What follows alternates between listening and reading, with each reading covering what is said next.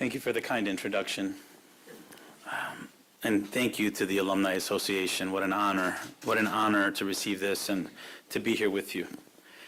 This afternoon, I'm privileged with the honor to accept the Distinguished Alumni Award from CCSU, my alma mater, with so many good friends and family here gathered today.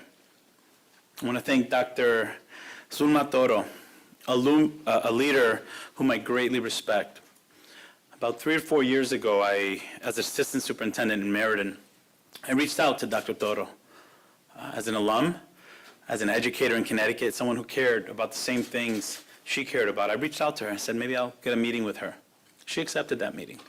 And we sat down in your office, and we talked about how to help the educators in Connecticut, how to help the students here.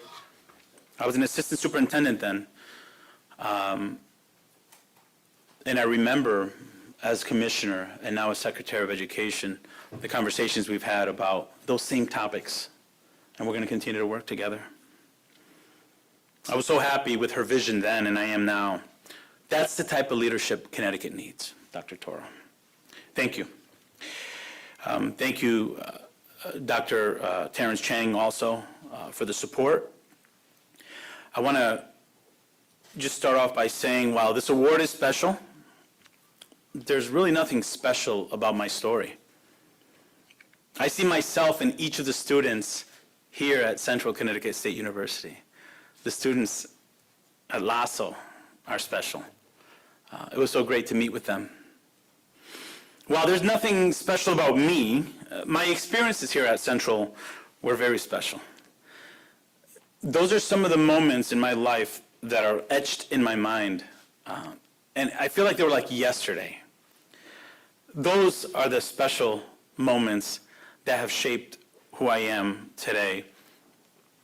Moments like my first day here, coming out of a technical high school where I didn't pick classes in high school. Classes were picked for me because I was in shop for half the year. I was a technical high school graduate. So coming here, I didn't know what I was doing. Whatever they gave me, I was, okay, that's where I'll go. And I remember walking around at the student union, like it was yesterday. I was 18 years old, asking random people, does this look about right? I want to be a teacher. I remember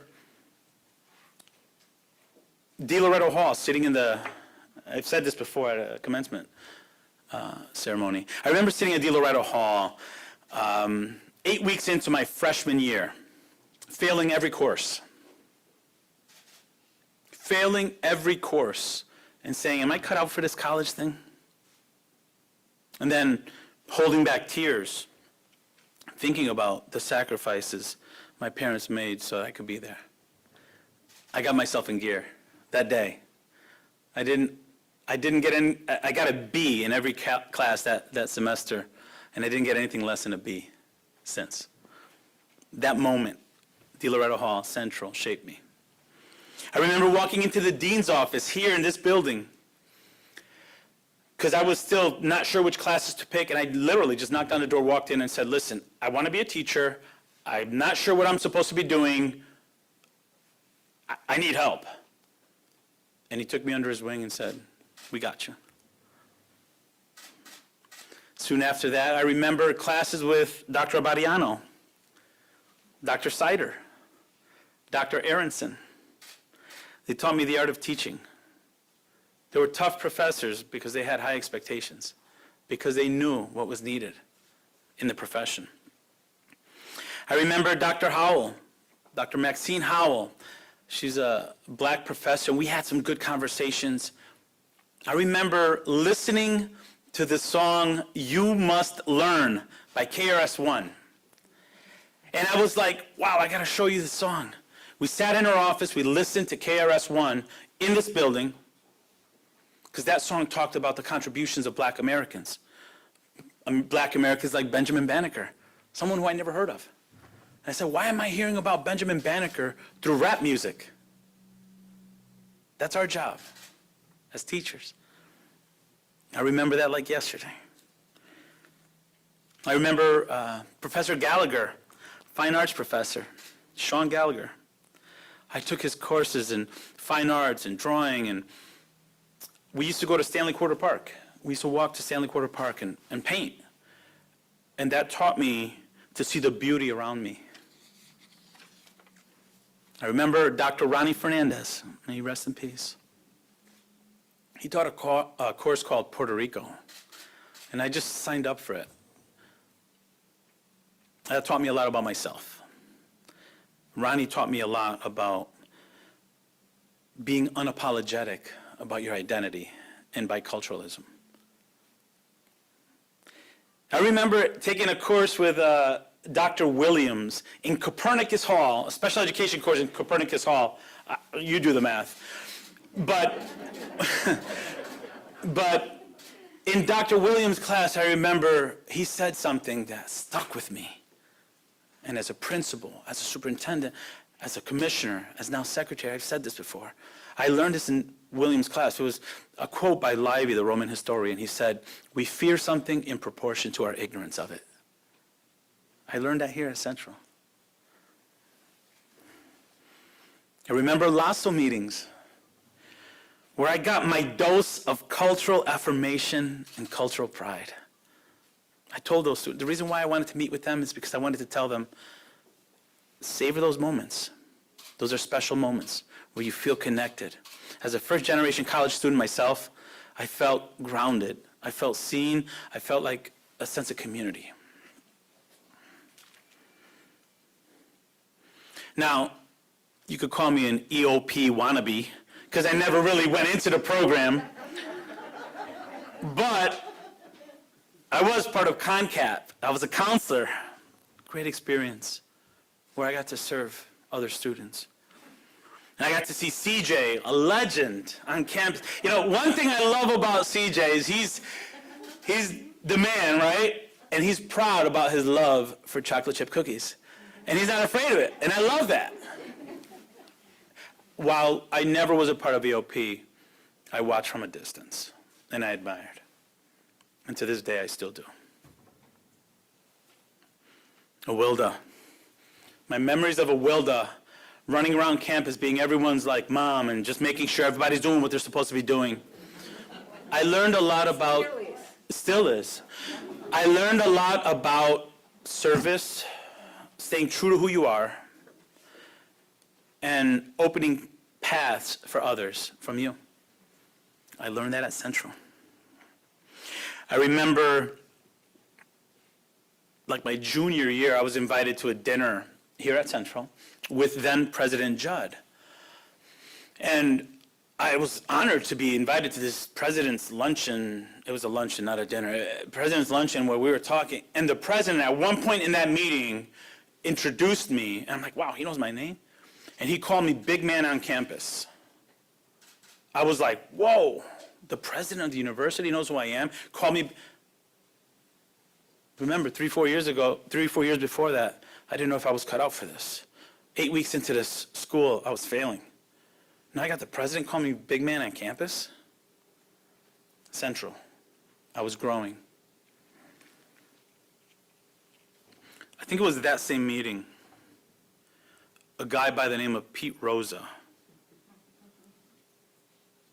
was in attendance, and the conversation at that meeting was talking about how we can address inequities and what the challenges we face are. He stood up and he said in his booming voice, we have to take into account racism.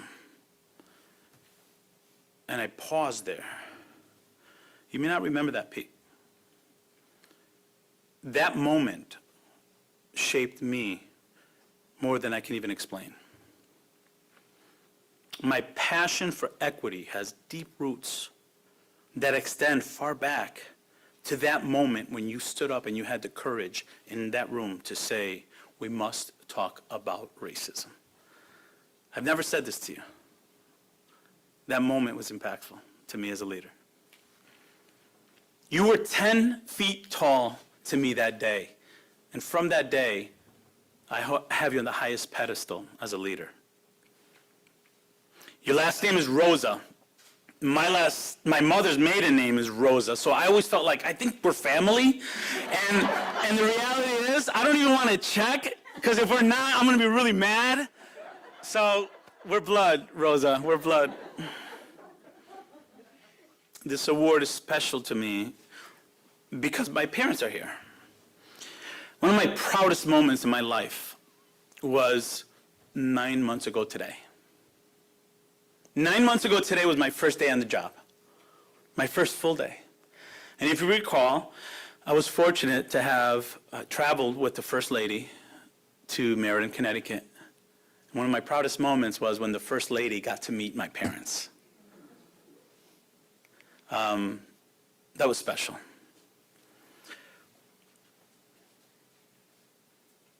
They sacrificed so much so that I could be here today. It's also special, this award, because my wife and my kids are here. Another one of my proudest moments was 9 months ago yesterday, when I was sworn in as Secretary of Education and my children were able to meet the first woman vice president of the United States. I felt like as a father I did something good. For the first 18 years, Mami and Papi, until 93, you raised me and you taught me. You sacrificed your plans for mine. From 1998, when I met Marissa, until now, Marissa, Angelito, who was born in 2004, Celine in 2006, I learn and I grow with you every day. You provide my purpose. But for those 4 years in between, those critical and formative years, from 1993 to 1997, Central, you raised me. You shaped my growth, not only as a student, but as a man, as a future father, and as Secretary of Education. To the teachers in the room, never doubt the impact you have on the lives of your students and on the future of our country. While I'm honored to receive the Distinguished Alumni Award, the true honor goes to those who have shaped my life, my parents, my wife and kids, and my extended family here at CCSU. So as Secretary, as I navigate going from 47% of our schools open across the country in March to over 99% of our schools safely reopened today, or as I push to grant more than $12 billion in college loan forgiveness in the last 6 months, or move the $130 billion in American Rescue Plan funds to pre-K-12 schools, and $40 billion for colleges, for reopening and reimagining, know that these decisions are shaped by that same kid that walked these hallways at Barnard Hall as a first-generation college student who was trying to find himself. And as I look toward the future, I see the Build Back Better framework that will provide a strong foundation for children through universal access to pre-kindergarten for 3- and 4-year-olds. I see a future with increased funding for minority-serving institutions, a future with increases in Pell Grants to increase the number of students that have access to college. Students like me who are forging new paths, not only for themselves, but for future generations. Or for students like our dreamers, who are working twice as hard to chase that American dream. I can promise you that in education, our brightest days are ahead of us. And as I humbly serve as our nation's 12th Secretary of Education, I can share with pride that I will forever be a Blue Devil. Thank you for the award.